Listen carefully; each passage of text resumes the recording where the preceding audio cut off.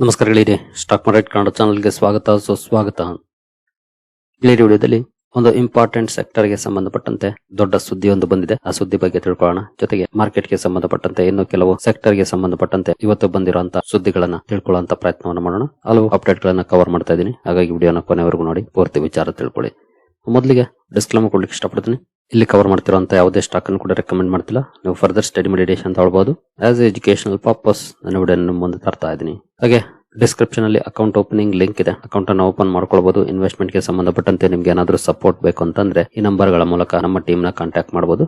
ಇಲ್ಲಿ ಮೆನ್ಷನ್ ಮಾಡಿರುವಂತ ಎಲ್ಲ ಸರ್ವಿಸಸ್ ನಮ್ಮ ಮೂಲಕ ಸಿಗುತ್ತೆ. ಬಟ್ ಇದಕ್ಕೆ ಕಂಡೀಷನ್ ಒಂದೇ, ನಮ್ಮ ಮೂಲಕ ಅಕೌಂಟ್ ಓಪನ್ ಆಗಿರಬೇಕು. ಹಾಗಾಗಿ ಲಿಂಕ್ ಅನ್ನ ಬಳಸ್ಕೊಂಡು ಅಕೌಂಟ್ ಓಪನ್ ಮಾಡಿ ಕಾಂಟ್ಯಾಕ್ಟ್ ಮಾಡಬಹುದು. ಹೇಳಿರಿ, ವಿಡಿಯೋದಲ್ಲಿ ಇಂಪಾರ್ಟೆಂಟ್ ಆಗಿ ನಾನು ಕವರ್ ಮಾಡ್ತಾ ಇರೋದು ಐಟಿ ಸೆಕ್ಟರ್ ಗೆ ಸಂಬಂಧಪಟ್ಟಂತ ಬಿಗ್ ಅಪ್ಡೇಟ್ ಒಂದನ್ನ. ನಿಮ್ಗೆಲ್ಲರಿಗೂ ಈಗಾಗಲೇ ಗೊತ್ತಿದೆ, ಆಂಥ್ರೋಪಿಕ್ ಎಐ ಸುದ್ದಿ ಬಂದ ನಂತರ ಐಟಿ ಸ್ಟಾಕ್ ಗಳಲ್ಲಿ ಡೌನ್ ಪರ್ಫಾರ್ಮೆನ್ಸ್ ನೋಡ್ಲಿಕ್ಕೆ ಸಿಗ್ತಾ ಇದೆ. ಇದು ಭಾರತದ ಐಟಿ ಕಂಪನಿಗಳಲ್ಲಿ ಅಷ್ಟೇ ಅಲ್ಲ, ಥ್ರೂಔಟ್ ದ ವರ್ಲ್ಡ್, ಅಮೆರಿಕದಲ್ಲಿ ಆಗ್ಬಹುದು ಅಥವಾ ಯುರೋಪಿಯನ್ ಮಾರ್ಕೆಟ್ ಅಲ್ಲಿ ಆಗ್ಬಹುದು, ಸಾಫ್ಟ್ವೇರ್ ರಿಲೇಟೆಡ್ ಷೇರುಗಳಲ್ಲಿ ಸಾಕಷ್ಟು ಡೌನ್ ಫಾಲ್ ಗೆ ಕಾರಣ ಆಗಿದೆ. ಇಂತಹ ಸಂದರ್ಭದಲ್ಲಿ ಒಂದು ಶಾಕಿಂಗ್ ಡೇಟಾ ಬಂದಿದೆ, ಅದರ ಬಗ್ಗೆ ತಿಳ್ಕೊಳ್ಳೋಣ. ಆ ಶಾಕಿಂಗ್ ಡೇಟಾ ನೋಡಬಹುದು. FIS dump rupees 10,956 crore in IT stocks in early February, holdings at 4-year low. Foreign institutional investors ಕಳೆದ 2.5 ವರ್ಷದಿಂದ ಕಂಟಿನ್ಯೂಸ್ ಆಗಿ ಸೆಲ್ಲಿಂಗ್ ಅನ್ನ ಮಾಡ್ತಿದ್ದಾರೆ. ಅದು ಎಲ್ರಿಗೂ ಗೊತ್ತಿರುವಂತ ವಿಷಯ. ಆದರೆ ಫೆಬ್ರವರಿಯಲ್ಲಿ ಜಸ್ಟ್ 1ನೇ ತಾರೀಕಿಂದ 15ನೇ ತಾರೀಕುವರೆಗೂ ಐಟಿ ಸ್ಟಾಕ್ ಗಳಲ್ಲಿ nearly 11,000 crore worth of shares ಅನ್ನ ಸೆಲ್ ಮಾಡಿದ್ದಾರೆ. ಅವರು 4 ವರ್ಷಗಳ ಲೋ ತಲುಪಿದೆ ಐಟಿ ಸೆಕ್ಟರ್ ಅಲ್ಲಿ FIS ಹೋಲ್ಡಿಂಗ್. ಇಲ್ಲಿ ನೋಡಬಹುದು, FIS combined investment in IT stocks decline to 4.49 lakh crore as of February 15. 4.49 lakh ಕೋಟಿಗೆ ತಲುಪಿದೆ ಇವರ ಕಂಬೈನ್ಡ್ ಇನ್ವೆಸ್ಟ್ಮೆಂಟ್. ಅದೇ ಜನವರಿ 2026ರಲ್ಲಿ ನೋಡಬಹುದು 5.34 ಲಕ್ಷ ಕೋಟಿ ಇತ್ತು. ಜಸ್ಟ್ ಫೆಬ್ರವರಿ 1ನೇ ತಾರೀಕಿಂದ 15ನೇ ತಾರೀಕುವರೆಗೂ nearly 11,000 crore worth of shares ಅನ್ನ ಇವರು ಸೆಲ್ ಮಾಡಿದ್ದಾರೆ. ನೀವು ಇಲ್ಲಿ ನೋಡಬಹುದು, FII investment in IT drops to 4.49 lakh crore, down 16% from January end. January end ಇಂದ ಇಲ್ಲಿವರೆಗೂ ಕಂಪೇರ್ ಮಾಡಿದ್ರೆ 16% ಡೌನ್ ಆಗಿದೆ. ಇಲ್ಲಿ ನೋಡಬಹುದು, 1st February ಇಂದ 15th February. Sector wise FIS flows ನೋಡಿದ್ರೆ ನೀವು ಇಲ್ಲಿ ನೋಡಬಹುದು, ಜನವರಿ 1ರಿಂದ 15 ತನಕ 2,075 ಕೋಟಿ ಮೊತ್ತದ ಐಟಿ ಶೇರ್ಗಳನ್ನ ಸೆಲ್ ಮಾಡಿದ್ದಾರೆ. 16ರಿಂದ 31 ಜನವರಿವರೆಗೂ 240 ಕೋಟಿ ವರ್ತ್ ಆಫ್ ಶೇರ್ಸ್ ಅನ್ನ ಬೈ ಮಾಡಿದ್ದಾರೆ. ಹಾಗೆ ಫೆಬ್ರವರಿ 1ರಿಂದ 15ರವರೆಗೂ 10,956 ಕೋಟಿ ಸೆಲ್ ಮಾಡಿದ್ದಾರೆ. ಇದು ಐಟಿ ಸೆಕ್ಟರ್ ನ ಕಥೆ ಆಯ್ತು. ಇನ್ನು ಬೇರೆ ಸೆಕ್ಟರ್ ಗಳ ಕಡೆ ಬಂದ್ರೆ FMCG ನಲ್ಲಿ ನೋಡಬಹುದು, ಜನವರಿಯಲ್ಲಿ ಅದರಲ್ಲೂ 1ನೇ ತಾರೀಕಿಂದ 15ನೇ ತಾರೀಕುವರೆಗೂ 6,128 ಕೋಟಿ ಸೆಲ್ಲಿಂಗ್ ಅನ್ನ ಮಾಡಿದ್ದಾರೆ FMCG ಸೆಕ್ಟರ್ ಅಲ್ಲಿ. ಹಾಗೆ 16ರಿಂದ 31ರವರೆಗೂ 1,369 ಕೋಟಿ ಸೆಲ್ಲಿಂಗ್ ಅನ್ನ ಮಾಡಿದ್ದಾರೆ. ಫೆಬ್ರವರಿಯಲ್ಲಿ ಸ್ವಲ್ಪ ಕಡಿಮೆ ಆಗಿದೆ ಸೆಲ್ಲಿಂಗ್, 1,182 ಕೋಟಿ ಮೊತ್ತದ ಶೇರುಗಳನ್ನ ಸೆಲ್ ಮಾಡಿದ್ದಾರೆ. ಇನ್ನು ಹೆಲ್ತ್ ಕೇರ್ ಕಡೆ ಬಂದ್ರೆ ಇಲ್ಲೂ ಕೂಡ ಜನವರಿಯಲ್ಲಿ ಮೈನಸ್ ಆಗಿದೆ 1,000 ಕೋಟಿ. ಜನವರಿ 16ರಿಂದ 31ರವರೆಗೂ 5,103 ಕೋಟಿ ಮೊತ್ತದ ಶೇರುಗಳನ್ನ ಸೆಲ್ ಮಾಡಿದ್ದಾರೆ. ನಂತರ ಫೆಬ್ರವರಿಯಲ್ಲೂ ಕೂಡ 1,051 ಕೋಟಿ ಸೆಲ್ಲಿಂಗ್ ಅನ್ನ ಮಾಡಿದ್ದಾರೆ. ಅಂದ್ರೆ ಜಸ್ಟ್ 1.5 ತಿಂಗಳಲ್ಲಿ ನೋಡಬಹುದು ಆಲ್ಮೋಸ್ಟ್ 7,000 ಕೋಟಿ ಸೆಲ್ಲಿಂಗ್ ಅನ್ನ ಮಾಡಿದ್ದಾರೆ ಹೆಲ್ತ್ ಕೇರ್ ಅಲ್ಲೂ ಕೂಡ. ಇನ್ನು ಕನ್ಸ್ಯೂಮರ್ ಡ್ಯೂರಬಲ್ಸ್ ಕಡೆ ಬಂದ್ರೆ ಜನವರಿ 1ರಿಂದ 15ರವರೆಗೂ ಬೈ ಮಾಡಿದ್ದಾರೆ, ಆ ನಂತರ 2 ಕಡೆ ಸೆಲ್ ಮಾಡಿದ್ದಾರೆ. ಬಟ್ ಹೆಲ್ತ್ ಕೇರ್, FMCG ಹಾಗೂ ಐಟಿ ಗೆ ಕಂಪೇರ್ ಮಾಡಿದ್ರೆ ಸ್ವಲ್ಪ ಕಡಿಮೆ ಪ್ರಮಾಣದ ಸೆಲ್ಲಿಂಗ್ ಅನ್ನ ಮಾಡಿದ್ದಾರೆ. ಟೆಲಿಕಮ್ಯುನಿಕೇಶನ್ ಗೆ ಬಂದ್ರೆ 3 ಕಡೆ ಸೆಲ್ಲಿಂಗ್ ಇದೆ, ಇಲ್ಲೂ ಕೂಡ ನಿಯರ್ಲಿ 5,000 ಕೋಟಿ ಸೆಲ್ಲಿಂಗ್ ಅನ್ನ ಮಾಡಿದ್ದಾರೆ 1.5 ತಿಂಗಳಲ್ಲಿ. ಇನ್ನು FIS ಎಲ್ಲಿ ಬೈ ಮಾಡಿದ್ದಾರೆ? FIS ಕೆಲವು ಕಡೆ ಬೈಯಿಂಗ್ ಅನ್ನು ಕೂಡ ಮಾಡಿದ್ದಾರೆ, ಎಲ್ಲ ಕಡೆ ಏನ್ ಸೆಲ್ ಮಾಡಿಲ್ಲ. ನೋಡಬಹುದು, ಕ್ಯಾಪಿಟಲ್ ಗೂಡ್ಸ್ ಅಲ್ಲಿ ಜನವರಿ 1ರಿಂದ 15ರವರೆಗೂ 126 ಕೋಟಿ ಬೈ ಮಾಡಿದ್ರೆ, 16ರಿಂದ 31ರವರೆಗೂ 2,400 ಕೋಟಿ ಬೈ ಮಾಡಿದ್ದಾರೆ. ನಂತರ 8,032 ಕೋಟಿ ವರ್ತ್ ಆಫ್ ಶೇರ್ಸ್ ಅನ್ನ ಬೈ ಮಾಡಿದ್ದಾರೆ ಫೆಬ್ರವರಿ 1ರಿಂದ 15ನೇ ತಾರೀಕುವರೆಗೂ. ಭರ್ಜರಿ ಬೈಯಿಂಗ್ ಅನ್ನ ಇವರು ಕ್ಯಾಪಿಟಲ್ ಗೂಡ್ಸ್ ಶೇರ್ಗಳಲ್ಲಿ ಬೈ ಮಾಡಿದ್ದಾರೆ. ಯಾವೆಲ್ಲ ಇದ್ದಾವೆ ಒಂದ್ಸಲ ಗೂಗಲ್ ಅಲ್ಲಿ ಜಸ್ಟ್ ಟೈಪ್ ಮಾಡಿ capital goods stocks in India ಅಂತ, ಸುಮಾರು ಶೇರುಗಳು ಬಂದ್ಬಿಡುತ್ತೆ ಲಿಸ್ಟ್. ಅದರಲ್ಲಿ ಒಳ್ಳೆ ಸ್ಟಾಕ್ಸ್ ಅನ್ನ ಹುಡುಕ್ಬೇಕು, ಫಂಡಮೆಂಟಲ್ಸ್ ಚೆನ್ನಾಗಿರುವಂತದ್ದು, ಇತ್ತೀಚೆಗೆ ಒಳ್ಳೆ ರಿಸಲ್ಟ್ ಬಂದಿರುವಂತದ್ದು, ಲಾಸ್ಟ್ 1 ಮಂತ್ ಅಲ್ಲಿ ಅಥವಾ 1.5 ತಿಂಗಳಲ್ಲಿ ಒಳ್ಳೆ ಪರ್ಫಾರ್ಮೆನ್ಸ್ ಬಂದಿರುವಂತ ಶೇರುಗಳು, ಇವುಗಳನ್ನ ಹುಡುಕ್ಬೇಕು ನಾವು. ಇನ್ನು ಫೈನಾನ್ಷಿಯಲ್ ಸರ್ವಿಸಸ್ ಅಲ್ಲಿ ಜನವರಿ ಫುಲ್ ಮಂತ್ ಸೆಲ್ ಮಾಡಿದ್ದಾರೆ. ಆಕ್ಚುಲಿ 5,400, 3,100 ಅಂದ್ರೆ ಆಲ್ಮೋಸ್ಟ್ 8,500 ಕೋಟಿಗಿಂತ ಜಾಸ್ತಿ ಸೆಲ್ಲಿಂಗ್ ಅನ್ನ ಮಾಡಿದ್ದಾರೆ.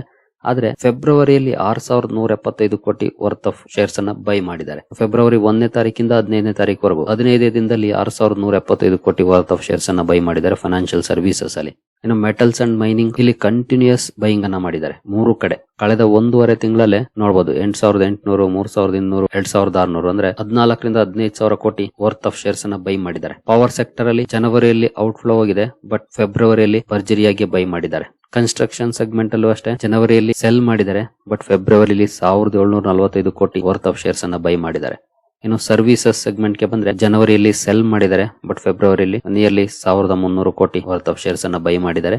ಕನ್ಸ್ಯೂಮರ್ ಸರ್ವಿಸಸ್ ಅಲ್ಲೂ ಕೂಡ ಜನವರಿಯಲ್ಲಿ ಸೆಲ್ ಮಾಡಿದ್ರೆ ಫೆಬ್ರವರಿಯಲ್ಲಿ ಒಂದಷ್ಟು ಬೈಯಿಂಗ್ ಅನ್ನ ಮಾಡಿದ್ದಾರೆ. ಬಟ್ ಇನ್ನು ಸಾಕಷ್ಟು ಬೈ ಮಾಡಬೇಕಾಗಿದೆ. ಯಾಕಂದ್ರೆ ಇಲ್ಲಿ ನೋಡಬಹುದು 1900, 3500 ಆಲ್ಮೋಸ್ಟ್ 5,500 ಕೋಟಿ ಸೆಲ್ಲಿಂಗ್ ಅನ್ನ ಮಾಡಿದ್ದಾರೆ. ಇನ್ನು ರಿಯಾಲ್ಟಿನಲ್ಲೂ ಕೂಡ ಸೆಲ್ಲಿಂಗ್ ಆಗಿದೆ ಜನವರಿಯಲ್ಲಿ. ಬಟ್ ಫೆಬ್ರವರಿಯಲ್ಲಿ 15 ದಿನದಲ್ಲಿ 786 ಕೋಟಿ ಬೈಯಿಂಗ್ ಅನ್ನ ಮಾಡಿದ್ದಾರೆ. ಕೆಮಿಕಲ್ಸ್ ಅಲ್ಲಿ ಗ್ರಾಜುಯಲ್ ಆಗಿ ಬೈ ಮಾಡಿದ್ದಾರೆ ಕಳೆದ 1.5 ತಿಂಗಳಲ್ಲಿ. ಇನ್ನು ಆಟೋ ಸೆಕ್ಟರ್ ಅಲ್ಲಿ ಜನವರಿಯಲ್ಲಿ ಸೆಲ್ ಮಾಡಿದ್ದಾರೆ. ಬಟ್ ಫೆಬ್ರವರಿಯಲ್ಲಿ 511 ಕೋಟಿ ನೆಟ್ ಬೈಯಿಂಗ್ ಅನ್ನು ಮಾಡಿದ್ದಾರೆ. ಇನ್ನು ಕನ್ಸ್ಟ್ರಕ್ಷನ್ ಮೆಟೀರಿಯಲ್ಸ್ ಗೆ ಬಂದ್ರೆ ಜನವರಿಯಲ್ಲಿ ಸೆಲ್ ಮಾಡಿದ್ದಾರೆ, ಫೆಬ್ರವರಿಯಲ್ಲಿ ಒಂದಷ್ಟು ಬೈ ಮಾಡಿದ್ದಾರೆ. ಇನ್ ಕೇಸ್ ನೀವು ಫೋಕಸ್ ಮಾಡೋದಾದ್ರೆ ಖಂಡಿತ ಇನ್ಸ್ಟಿಟ್ಯೂಷನ್ಸ್ ಫೋಕಸ್ ಎಲ್ಲಿ ಹೋಗ್ತಿದೆ ಆ ಶೇರುಗಳನ್ನ ಸ್ಟಡಿ ಮಾಡಿದ್ರೆ ಮೇ ಬಿ ಅದು ನಮಗೂ ಕೂಡ ಒಂದಷ್ಟು ಲಾಭವನ್ನು ತರುವಂತ ಚಾನ್ಸಸ್ ಇರುತ್ತೆ. ಬಟ್ ಯಾವ್ದೇ ಕಾರಣಕ್ಕೂ ಕಣ್ಮುಚ್ಕೊಂಡು ತಗೊಳ್ಳೋದಲ್ಲ. ಎಲ್ಲಿ ಫಂಡಮೆಂಟಲ್ಸ್ ಚೆನ್ನಾಗಿದೆ, ಎಲ್ಲಿ ಇತ್ತೀಚೆಗೆ ಒಳ್ಳೆ ಪರ್ಫಾರ್ಮೆನ್ಸ್ ಬರ್ತಾ ಇದೆ, ಬೇಕಿದ್ರೆ ಟೆಕ್ನಿಕಲ್ಸ್ ಅನ್ನ ಅಪ್ಲೈ ಮಾಡಿ ನೋಡಿ. ನಾನು ರೀಸೆಂಟ್ ಆಗಿ ಮೂವಿಂಗ್ ಅವರೇಜಸ್ ಬಗ್ಗೆ ವಿಡಿಯೋ ಮಾಡಿದ್ದೆ. ಯಾಕಂದ್ರೆ ಕಳೆದ 1.5 ತಿಂಗಳಲ್ಲಿ ಕಂಟಿನ್ಯೂಸ್ ಬೈ ಮಾಡಿರೋ ಕಡೆ ಖಂಡಿತ ಒಂದಷ್ಟು ಒಳ್ಳೆ ಪರ್ಫಾರ್ಮೆನ್ಸ್ ಬಂದಿರುತ್ತೆ. ಟೆಕ್ನಿಕಲಿ ಕೂಡ ಸಿಗ್ನಲ್ ಸಿಗಬಹುದು. ಹಾಗಂತ ಅದೊಂದೇ ಮ್ಯಾಟರ್ ಅಲ್ಲ, ಟೆಕ್ನಿಕಲ್ಸ್ ಜೊತೆ ಕಂಪನಿಯ ಫಂಡಮೆಂಟಲ್ಸ್ ಕೂಡ ಚೆನ್ನಾಗಿರಬೇಕು. ಅಂತ ಕಡೆ ಫೋಕಸ್ ಮಾಡೋದಾದ್ರೆ ಇಲ್ವಾ ಜಸ್ಟ್ ಇಗ್ನೋರ್ ಮಾಡಿ ವಿಡಿಯೋನ ಅಷ್ಟೇ. ಬಟ್ ಈಗಾಗಲೇ ತುಂಬಾ ರ್ಯಾಲಿ ಬಂದಿರೋ ಕಡೆ ಹೋಗೋದು ಅಷ್ಟು ಸರಿಯಾಗೋದಿಲ್ಲ. ಅದನ್ನು ಕೂಡ ನಾವು ನೋಡ್ಕೊಂಡೆ ಡಿಸಿಷನ್ ತಗೊಳ್ಬೇಕಾಗುತ್ತೆ. ಸದ್ಯದ ಮಟ್ಟಿಗೆ ಅವಾಯ್ಡ್ ಮಾಡಬೇಕಾಗಿರುವಂತ ಸೆಕ್ಟರ್ಸ್ ಅನ್ನು ಕೂಡ ನೀವು ಇಲ್ಲಿ ನೋಡಬಹುದು. ಐಟಿ, FMCG, ಹೆಲ್ತ್ ಕೇರ್ ಸ್ವಲ್ಪ ಪ್ರೆಷರ್ ಅಲ್ಲಿ ಇದೆ FIS ಕಡೆಯಿಂದ. ಬಟ್ DIS ಬೈ ಮಾಡಿರಬಹುದು, ಗೊತ್ತಿಲ್ಲ. ಕೆಲವು ಸಲ ಹಂಗೆ ಆಗೋದು. FIS ಸೆಲ್ ಮಾಡ್ತಿರ್ತಾರೆ, DIS ಬೈ ಮಾಡ್ತಿರ್ತಾರೆ. ಈ ರೀತಿ ಕೂಡ ಆಗುತ್ತೆ. ಬಟ್ FIS ಡೇಟಾ ರಿಲೀಸ್ ಆಗಿದೆ ಈಗ. FIS ಅಂತೂ ಈ 4-5 ಸೆಕ್ಟರ್ಸ್ ಅಲ್ಲಿ ಭರ್ಜರಿಯಾಗಿ ಸೆಲ್ ಮಾಡಿದ್ದಾರೆ. ಬಟ್ ಇಲ್ಲಿ ಕೆಲವು ಸೆಕ್ಟರ್ಸ್ ಅಲ್ಲಿ ತುಂಬಾ ಒಳ್ಳೆ ಬೈಯಿಂಗ್ ಕೂಡ ನೋಡ್ಲಿಕ್ಕೆ ಸಿಕ್ಕಿದೆ. ಕ್ಯಾಪಿಟಲ್ ಗೂಡ್ಸ್ ಆಗ್ಬೋದು, ಮೆಟಲ್ಸ್ ಆಗ್ಬೋದು, ಪವರ್ ಅಲ್ಲೂ ಕೂಡ ಎಸ್ಪೆಷಲಿ ಫೆಬ್ರವರಿಯಲ್ಲಿ ಒಳ್ಳೆ ಬೈಯಿಂಗ್ ಅನ್ನ ಮಾಡಿದ್ದಾರೆ ನೋಡಬಹುದು. ಜೊತೆಗೆ ನೀವೇನಾದ್ರೂ ಡಿಸಿಷನ್ ತಗೊಳ್ತೀರಿ ಅಂದ್ರೆ ನಿಮ್ಮ ರಿಸ್ಕ್ ಗೆ ತಕ್ಕಂತೆ ತಗೊಳ್ಳಿ. ಬ್ಲೈಂಡ್ಲಿ ತಗೊಳಕ್ ಹೋಗ್ಬೇಡಿ. ರಿಸ್ಕ್ ಅಂಡ್ ರಿವಾರ್ಡ್ ಅರ್ಥ ಮಾಡ್ಕೊಳ್ಬೇಕು. ಆನಂತರನೇ ಡಿಸೈಡ್ ಮಾಡ್ಬೇಕು ತಗೊಳ್ಬೇಕಾ ಬೇಡವಾ ಅಂತ. ರಿಸ್ಕ್ ಅಂಡ್ ರಿವಾರ್ಡ್ ಅರ್ಥ ಮಾಡ್ಕೊಂಡು ಟ್ರೈ ಮಾಡ್ತೀರಿ ಅಂದ್ರೆ ಖಂಡಿತ ಟ್ರೈ ಮಾಡಬಹುದು. ಈ ಸೆಕ್ಟರ್ಸ್ ಅನ್ನ ನೋಟ್ ಮಾಡ್ಕೊಂಡು ಫಂಡಮೆಂಟಲ್ಸ್ ಚೆನ್ನಾಗಿರುವಂತವು ಜೊತೆಗೆ ಟೆಕ್ನಿಕಲ್ಸ್ ಕೂಡ ಒಳ್ಳೆ ಮೊಮೆಂಟಮ್ ಇರುವಂತವು ನೋಡಿದ್ರೆ ಮೇ ಬಿ ಒಂದಷ್ಟು ಲಾಭವನ್ನ ಕೊಡಬಹುದೇನೋ. ಬಟ್ ನಾನು ಹಿಂದಿನ ವಿಡಿಯೋಗಳಲ್ಲೂ ಕೂಡ ಹೇಳಿದ್ದೀನಿ, ಟೆಕ್ನಿಕಲ್ ಅನಾಲಿಸಿಸ್ 100% ಸಕ್ಸೀಡ್ ಆಗಕ್ಕಾಗೋದಿಲ್ಲ. 50-50ನೇ ಪ್ರಾಬಬಿಲಿಟಿ ಟೆಕ್ನಿಕಲ್ಸ್ ಅಲ್ಲೂ ಕೂಡ, ಅದು ನೆನಪಿರ್ಲಿ. ಇನ್ನು IT ಸೆಕ್ಟರ್ ಗೆ ಸಂಬಂಧಪಟ್ಟಂತ ಸುದ್ದಿ ನೋಡಬಹುದು. Fear of the unknown is India's $250 billion IT industry facing it's ಕೊಡಾಕ್ ಮೂಮೆಂಟ್. ಅಂದ್ರೆ ಕೊಡಾಕ್ ಕ್ಯಾಮರಾ ಬಗ್ಗೆ ನೀವು ಕೇಳಿರ್ತೀರಿ. ಒನ್ಸ್ ಅಪಾನ್ ಎ ಟೈಮ್ ಅಥವಾ 15-20 ವರ್ಷದ ಹಿಂದೆ ಕೊಡಾಕ್ ತುಂಬಾ ಫೇಮಸ್ ಆಗಿದ್ದಂತ ಬ್ರಾಂಡ್. ಆನಂತರ ಗ್ರಾಜುಯಲ್ ಆಗಿ ಅದು ತನ್ನ ಎಕ್ಸಿಸ್ಟೆನ್ಸ್ ಅನ್ನೇ ಕಳ್ಕೊಂಡ್ಬಿಟ್ಟಿದೆ. ಯಾಕೆ ಅಂತಂದ್ರೆ ಸ್ಮಾರ್ಟ್ ಫೋನ್ಸ್ ಬಂತು. ಸ್ಮಾರ್ಟ್ ಫೋನ್ ಜಮಾನದಲ್ಲಿ ಕೊಡಾಕ್ ಕಳೆದೋಗ್ಬಿಡ್ತು. ಡಿಜಿಟಲ್ ಕ್ಯಾಮರಾಸ್ ಏನಿದ್ವು ಅವೆಲ್ಲವೂ ಕೂಡ ಕಳೆದೋಗ್ಬಿಟ್ಟಿದಾವೆ. ಈಗಲೂ ಇದಾವೆ, ಇಲ್ಲ ಅಂತ ಅಲ್ಲ. ಬಟ್ ಎಸ್ಪೆಷಲಿ ಕೊಡಾಕ್ ಅಂತೂ ತುಂಬಾನೇ ಕಣ್ಮರೆ ಆಗೋಯ್ತು. ಆ ರೀತಿ ಏನಾದ್ರೂ ಆಗುತ್ತಾ IT ಸೆಕ್ಟರ್ ಅನ್ನುವಂತ ಪ್ರಶ್ನೆ ಹೇಳ್ತಾ ಇದೆ. ಬಟ್ ಸದ್ಯದ ಮಟ್ಟಿಗೆ ಖಂಡಿತ ಅಂತಹ ಪ್ರಾಬಬಿಲಿಟಿ ಕಡಿಮೆ. ಕಂಪನಿಗಳು ನೆಕ್ಸ್ಟ್ ಏನ್ ಮಾಡ್ಬೇಕು ಅನ್ನೋದನ್ನ ಯೋಚನೆ ಮಾಡ್ತಾ ಇದ್ದಾವೆ. ಹಾಗಾಗಿ ಮೇ ಬಿ ಆ ರೀತಿ ಆಗದೆ ಇರಬಹುದು. ಬಟ್ ಸೆಕ್ಟರ್ ಅಥವಾ ಇಂಡಿವಿಜುವಲ್ ಸ್ಟಾಕ್ ಗಳು ಕಮ್ ಬ್ಯಾಕ್ ಮಾಡ್ಲಿಕ್ಕೆ ಒಂದಷ್ಟು ಸಮಯ ಅಂತೂ ಹಿಡಿಯುವಂತ ಪ್ರಾಬಬಿಲಿಟಿ ಇದೆ. ಹಾಗಾಗಿ ಇನ್ವೆಸ್ಟರ್ಸ್ ಸ್ವಲ್ಪ ಕೇರ್ಫುಲ್ ಆಗಿ ವಾಚ್ ಮಾಡಬೇಕಾಗುತ್ತೆ ಸೆಕ್ಟರ್ ಅನ್ನ.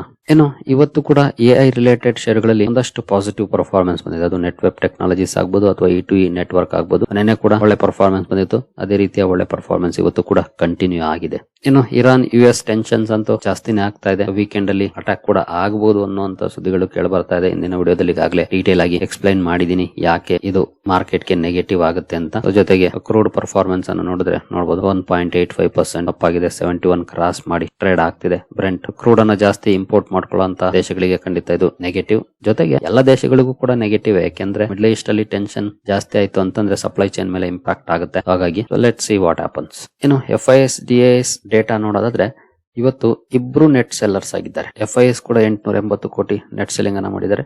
DIS ಕೂಡ 596 ಕೋಟಿ ನೆಟ್ ಸೆಲ್ಲಿಂಗ್ ಅನ್ನ ಮಾಡಿದ್ದಾರೆ. ಇಬ್ರು ಕೂಡ ನೆಟ್ ಸೆಲ್ಲರ್ಸ್ ಆಗಿದ್ದಾರೆ. ಇವತ್ತು ಬೀಳ್ತಿರುವಂತಹ ಮಾರ್ಕೆಟ್ ಅಲ್ಲಿ ಇಬ್ರು ಕೂಡ ಭರ್ಜರಿಯಾಗಿ ಸೆಲ್ ಮಾಡಿದ್ದಾರೆ. ಸರಿಗಳಿರಿ, ನಿಮ್ಮಲ್ಲಿ ಯಾರಿಗಾದ್ರೂ ಸ್ಟಾಕ್ ಮಾರ್ಕೆಟ್ ಬಗ್ಗೆ ಕಲಿಯುವಂತ ಆಸಕ್ತಿ ಇದ್ರೆ ನಮ್ಮ ತರಬೇತಿ ಕಾರ್ಯಕ್ರಮಕ್ಕೆ ಜಾಯ್ನ್ ಆಗ್ಬೋದು. 6 months ಪ್ರೋಗ್ರಾಮ್ ಆಗಿರುತ್ತೆ ಇದು. ಆದ್ರೆ ಇಲ್ಲಿ ಯಾವುದೇ ರೀತಿಯ ಸ್ಟಾಕ್ ರೆಕಮೆಂಡೇಶನ್ ಇರೋದಿಲ್ಲ. ಆದ್ರೆ ಒಳ್ಳೆಯ ಕಂಪನಿಯನ್ನ ಹೇಗೆ ಆಯ್ಕೆ ಮಾಡಬೇಕು ಅನ್ನೋದ್ರ ಬಗ್ಗೆ ವಿಷಯ ತಿಳಿಸ್ಕೊಡ್ಲಾಗುತ್ತೆ. ಫಂಡಮೆಂಟಲ್ ಅನಾಲಿಸಿಸ್ ಆಗ್ಬೋದು, ಟೆಕ್ನಿಕಲ್ ಅನಾಲಿಸಿಸ್ ಆಗ್ಬೋದು, ಅಥವಾ ಎರಡನ್ನೂ ಇಂಟಿಗ್ರೇಟ್ ಮಾಡಿ ಹೇಗೆ ರೈಟ್ ಟೈಮ್ ಎಂಟ್ರಿ ಎಕ್ಸಿಟ್ ಅನ್ನ ಫೈಂಡ್ ಮಾಡೋದು ಅನ್ನೋದನ್ನ ಆಗ್ಬೋದು. ಈ ಎಲ್ಲಾ ವಿಷಯಗಳನ್ನ ಒಳಗೊಂಡಿರುತ್ತೆ. ಯಾಕಂದ್ರೆ ರಿಟೇಲ್ ಇನ್ವೆಸ್ಟರ್ಸ್ ಗೆ ಎಂಟ್ರಿ ಆಗೋದು ಈಸಿ, ಎಕ್ಸಿಟ್ ಆಗೋದೇ ಕಷ್ಟ. ಯಾವಾಗ ಎಕ್ಸಿಟ್ ಆಗ್ಬೇಕು ಅನ್ನೋದು ಕೂಡ ಗೊತ್ತಾಗೋದಿಲ್ಲ. ಅಂತ ಎಲ್ಲ ವಿಷಯಗಳನ್ನು ಕೂಡ ಇದು ಒಳಗೊಂಡಿರುತ್ತೆ. ಇಂಟ್ರೆಸ್ಟ್ ಇರೋರು ಇಮೇಲ್ ಮೂಲಕ ಸಂಪರ್ಕ ಮಾಡಬಹುದು. ಸರಿಗಳಿರಿ, ಈ ಎಲ್ಲ ಅಪ್ಡೇಟ್ಸ್ ನಿಮಗೆ ಇಷ್ಟ ಆಗಿದೆ ಅನ್ಕೊಳ್ತೀನಿ. ಹಾಗೆ ಡಿಸ್ಕ್ರಿಪ್ಷನ್ ಅಲ್ಲಿ ಅಕೌಂಟ್ ಓಪನಿಂಗ್ ಲಿಂಕ್ ಇದೆ. ಅಕೌಂಟ್ ಅನ್ನು ಓಪನ್ ಮಾಡ್ಕೊಳ್ಬಹುದು. ಮುಂದಿನ ವಿಡಿಯೋದಲ್ಲಿ ಸಿಗೋಣ. ಅಲ್ಲಿವರೆಗೂ ಜೈ ಹಿಂದ್, ಜೈ ಕರ್ನಾಟಕ.